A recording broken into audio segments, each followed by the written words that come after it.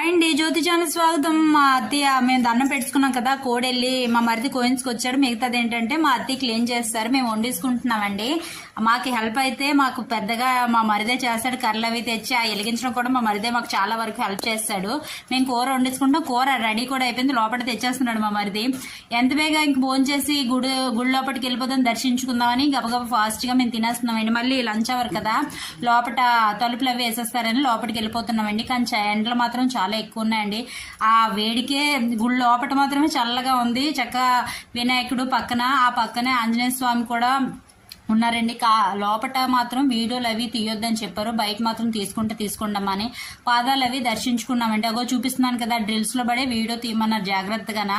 లోపల మాత్రం అస్సలు ఫోన్ అంటూ అలౌట్ చేయలేదు. మేము దర్శించుకొని బయటకు వచ్చేస్తున్నాం. మాడుగులు వెళ్ళిన తర్వాత హల్వా కొనుక్కుంటూ ఎలా వెళ్ళిపోతామండి. చక్కగా మేము హల్వా కొనుక్కున్నాం కూడా. ఈ వీడియో కనుక నచ్చినట్లయితే లైక్, షేర్, కామెంట్, సబ్స్క్రైబ్.